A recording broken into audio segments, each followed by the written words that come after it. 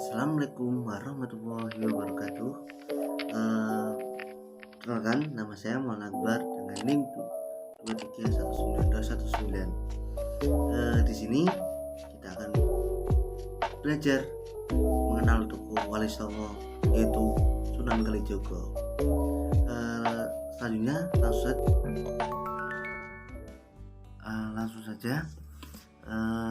Kali ini kita akan mengenal sedikit biografi dari Sunan Kalijogo. Raden Said atau Sunan Kalijogo adalah putra tumenggang wali takhta kakeknya bernama Arya Teja atau Abu Abdurrahman, seorang keturunan Arab yang bersambung silsilahnya dengan Sayyidina Abbas bin Abdul Muthalib, paman Rasulullah SAW. Raden Said memperhatikan para pejabat yang sewenang-wenang atas kekuasaannya, hingga mengambil paksa sebagian harta mereka untuk diberikan kepada orang-orang yang membutuhkan.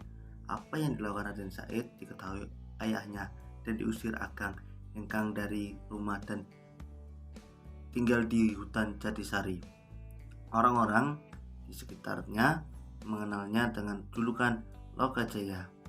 Perubahan drastis dalam pribadinya terjadi ketika ia merampas tongkat Sunan Bonang yang berdaun emas. Sunan Bonang menyayangkan sikap baiknya yang memberi rakyat jelata dari hasil pengambilan paksa harta orang lain. Kemudian Sunan Bonang menasihatinya. Pepatahnya Sunan Bonang yaitu bagai berwudu dengan air kencing. Tindakannya yang berniat baik tetapi dilakukan dengan perbuatan kotor. Akhirnya dari perbuatan tersebut Sunan Kalijogo diangkat menjadi murid dari Sunan Bonang dan dimasukkan dalam Wali Songo.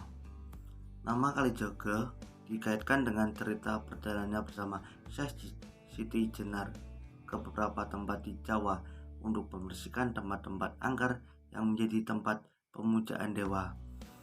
Itu biografi dari Sunan Kalijogo.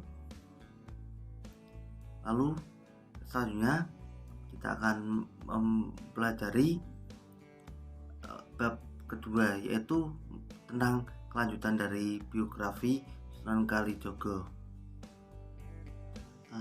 Jadi untuk pembahasan kedua yaitu peran Sunan Kalijogo dalam pengembangan Islam di Indonesia. Yaitu yang pertama, menanamkan nilai-nilai Islam melalui seni wayang. Sunan Kalijogo mereformasi seni pertunjukan wayang berdasarkan aturan yang disepakati bersama. Di antaranya seni wayang perlu diteruskan dengan perubahan-perubahan sesuai zaman. Bentuk wayang berupa arca-arca harus merubah cerita dewa menjadi cerita yang mengandung jiwa Islam. Lalu cerita wayang berisi keimanan, ibadah, akhlak, dan sopan santun. Pagelaran wayang diselenggarakan dengan tata cara yang sopan santun, jauh dari hal-hal yang negatif. Contoh seperti mengubah kisah dewa-dewa Hindu-Buddha dengan cerita Nabi Adam dan keturunan Nabi Syed. Lalu yang kedua yaitu peran Sunan Kalijogo dalam mengembangkan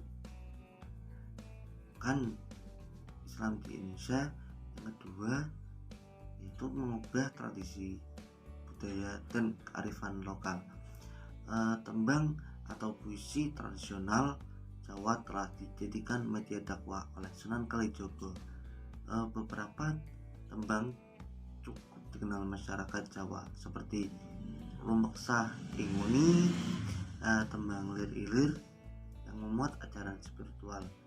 Tembang Lir Ilir sendiri sampai zaman sekarang masih terkenal dan hal itu sangat bermakna dalam menjiwai spiritual. Lalu materi yang selanjutnya yaitu mengenai tentang peran positif Sunan Kalijogo atau kepribadian positif dari Sunan Kalijogo. Jadi untuk pembahasan selanjutnya yaitu sikap positif dalam pribadi Sunan Kalijogo. Dalam usaha menyebarkan dan mengembangkan dakwah Islam di Indonesia, Sunan Kalijogo patut menjadi teladan dalam sikap positif yang ditunjukkan. Yang pertama yaitu tekun, istiqomah, dan toleran. Kenapa disebut tekun, istiqomah, dan toleran dalam sifat Sunan Kalijogo?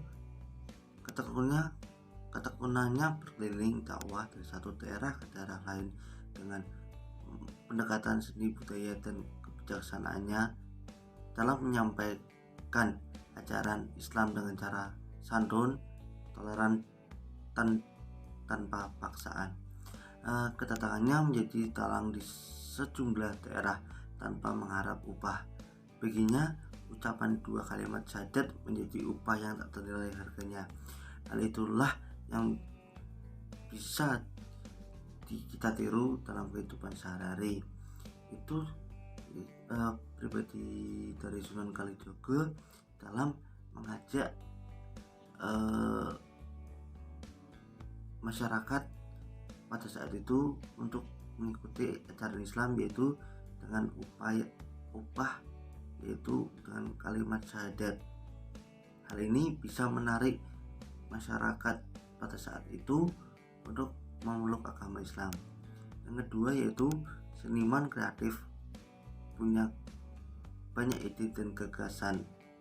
Berbagai peninggalan bersejarah seperti gubahan, tembang, karya suluk, rancangan, dan lakon wayang kulit, permainan tradisional, formasi alat-alat gamelan, rancangan alat-alat pertanian, dan sumbangsih terhadap ketatanegaraan yang baik merupakan sikap hidup bernilai untuk diteladani.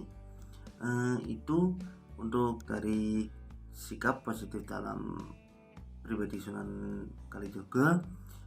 Mungkin ini materi terakhir.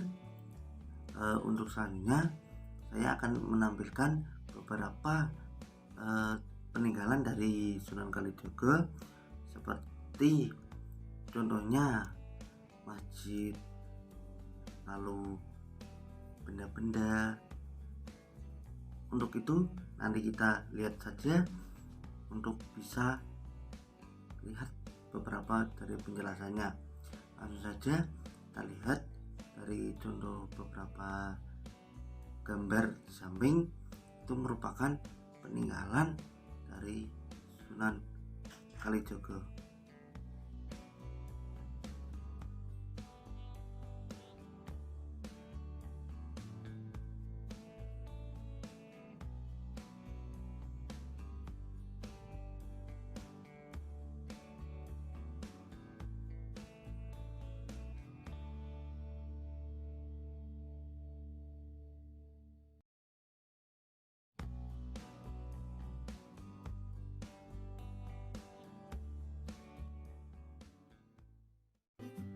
Itulah dari penjelasan mengenai materi Sunan Kalijogo.